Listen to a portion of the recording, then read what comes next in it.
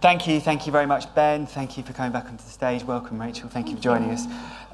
So I just want to, firstly, before I put the questions over, pick up on one of the quotes that Ben made from Yuval Noah Harari, and that book that you quoted is awesome. I've read that. So he made the point that this is the first technology in history that can make decisions and create new ideas by itself.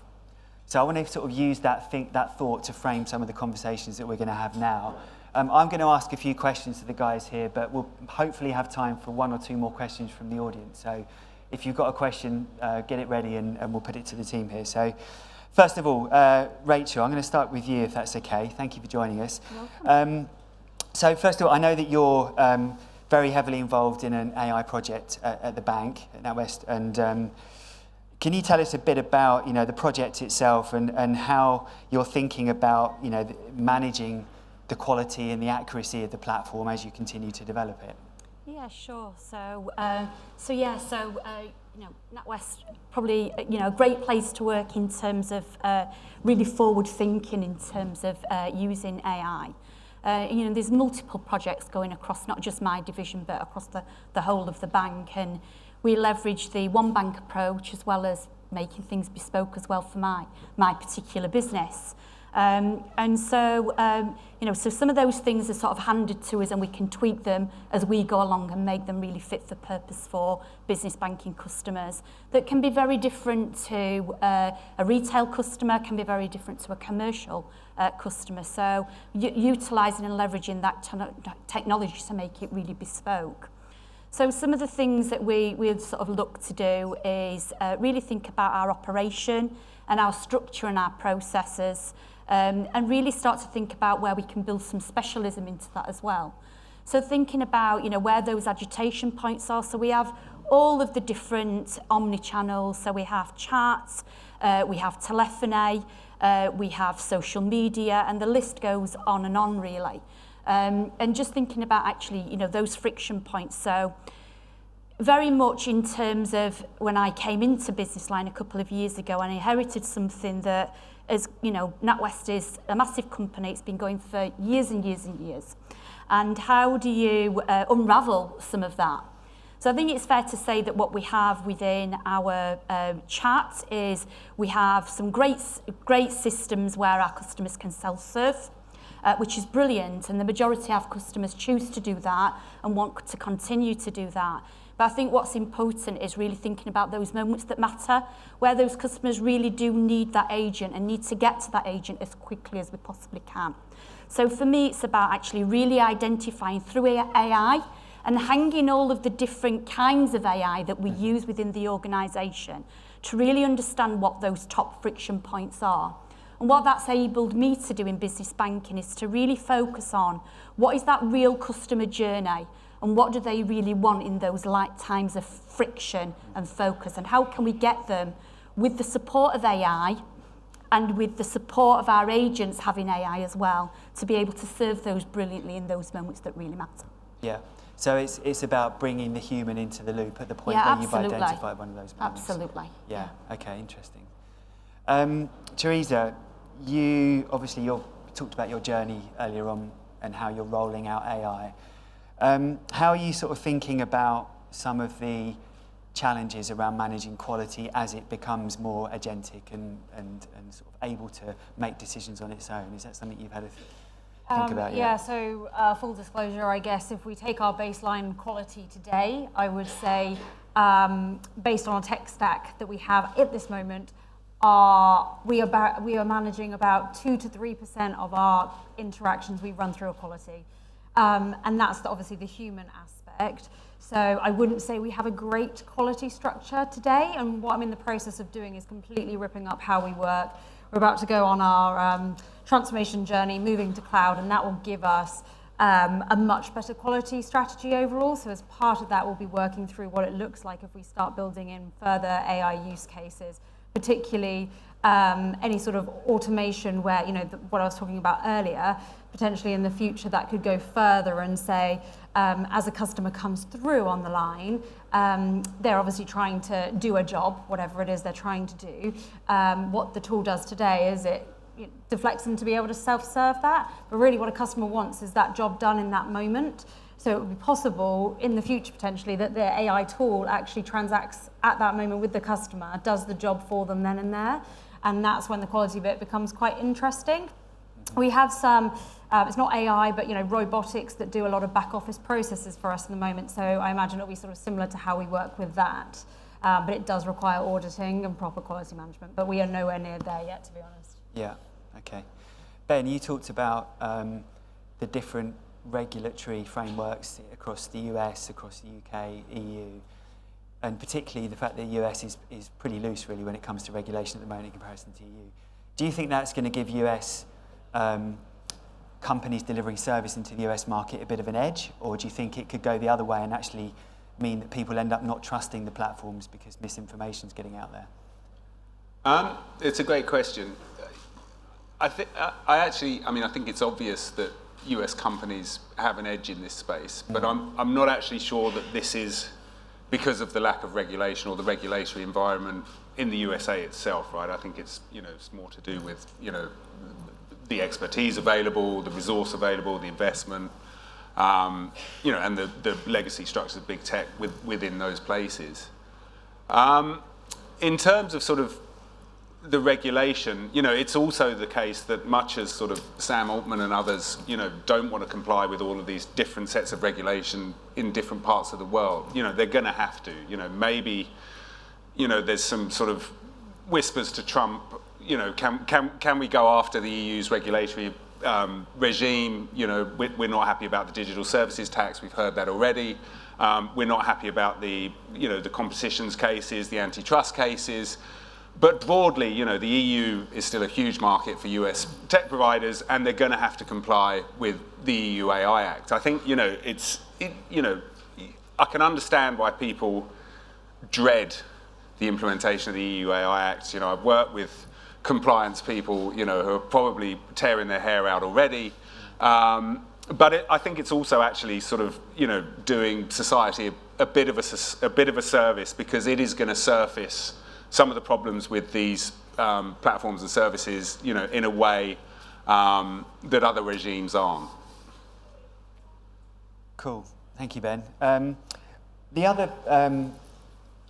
one of the other subjects that came up quite a lot today was about sort of organisational change and embedding technology within organisations. Rachel, from your perspective, how have you managed to take your people with you as you've introduced more and more AI? And someone I think mentioned earlier on some of the concerns about employees, am I going to lose my job? How is it going to affect me? How have you managed that at the bank? Yeah, I think it's fair to say it's really hard. Yeah. Because I think you talked earlier about trust.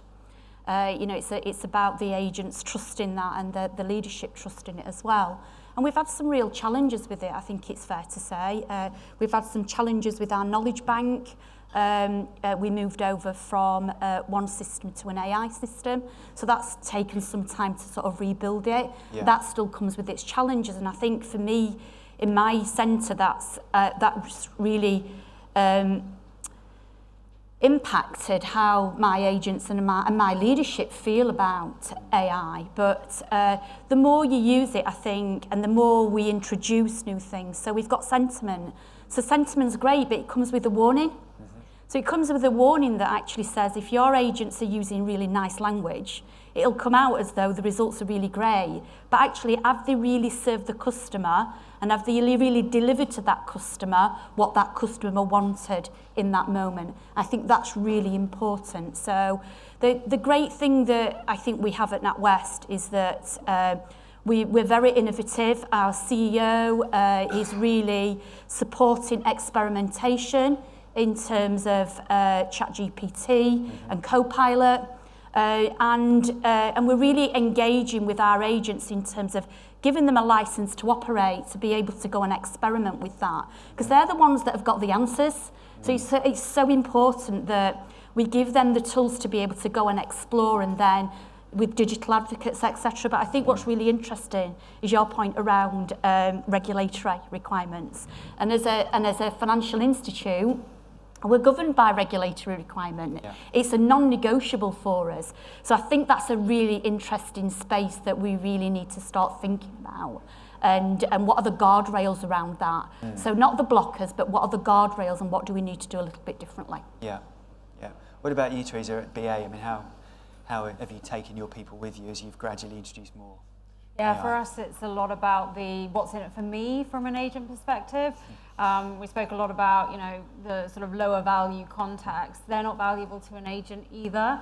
If you're an agent in our contact center, you want to be servicing people who really need you as well, but also you want to be taking those high value sales and earning your commission. So naturally, if you get less low value things come through on the line, you're getting the calls that you actually want to be taking as an agent. So we try and position it a bit like that.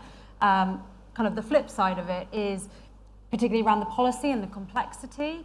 Our training for agent lasts about 6 weeks, and then we don't classify an agent as fully competent until they're about 9 months in, because of the sheer number of processes, policies.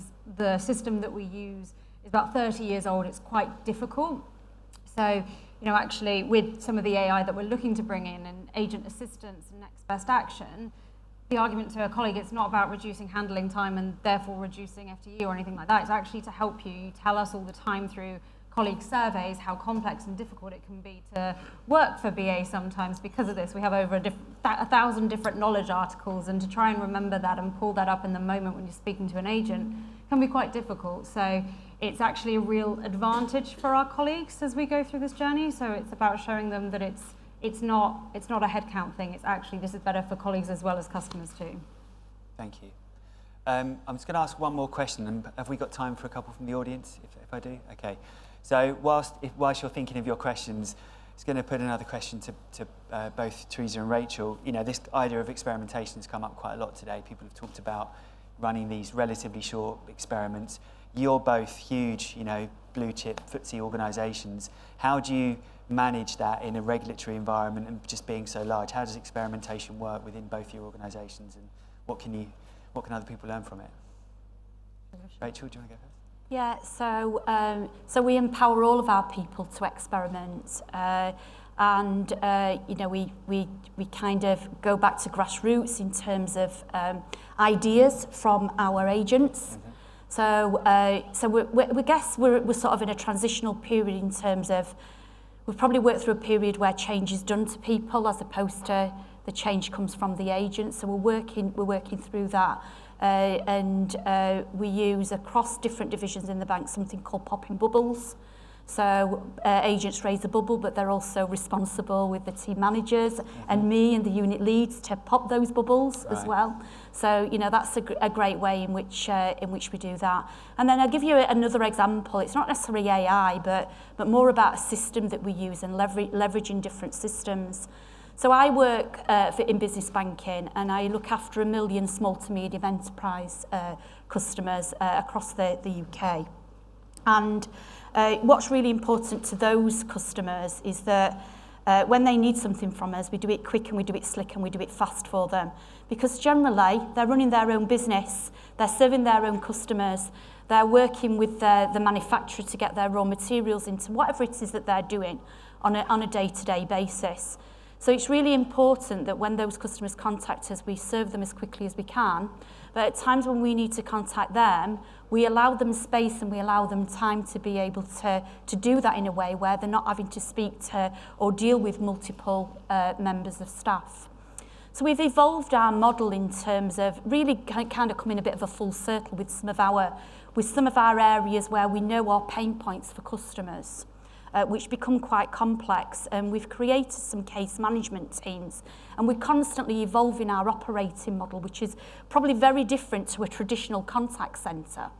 And one of the things that we've been experimenting with, and then we've rolled it out across other teams, is proactive WhatsApp, where we know that proactive will keep the chat. And it allows our customers, when we're doing proactive outbound contact, it's from a safe source so they know who we are. Because if we call them, they don't know who we are, and they're very suspicious of us, so they don't want to interact with us. And what that allows them to do is then come back to us at a time that's convenient for them. So if they want to come back to us at 12 o'clock at midnight, that's absolutely fine. And they know that they're going to get Rachel, and Rachel's going to case own that because it's really complicated, and that person's going to get that fixed for them. So probably we kind of come full circle really with some of it. Yeah.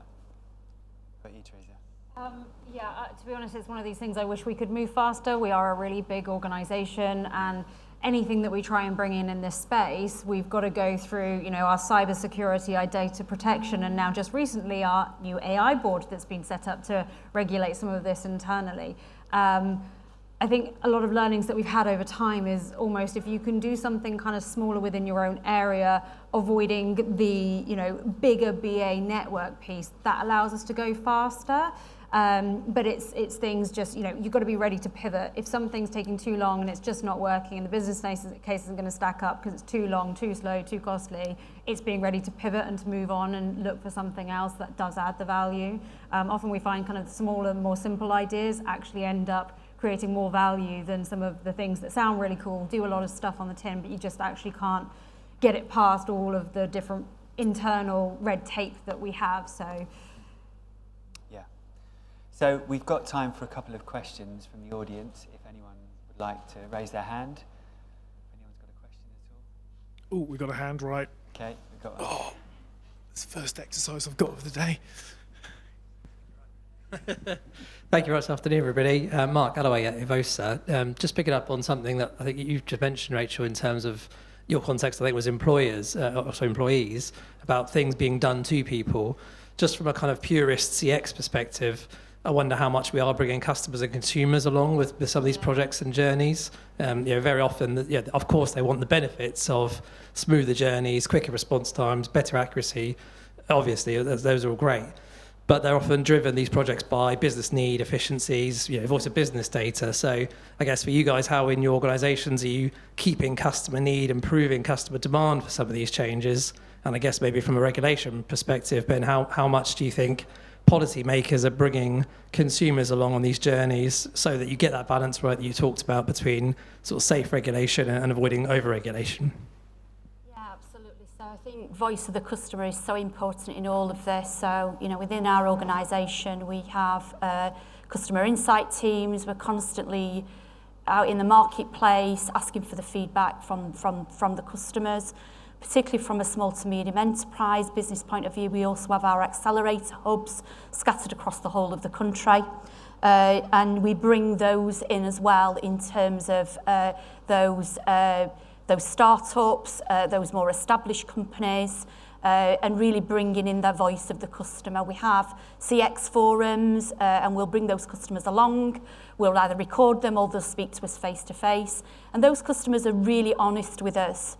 And that's great because it helps us just see what's in front of us as to assuming just looking at the AI. The AI will tell you, but the consumer will balance that off with their view as well. And that I think is so important to take into consideration.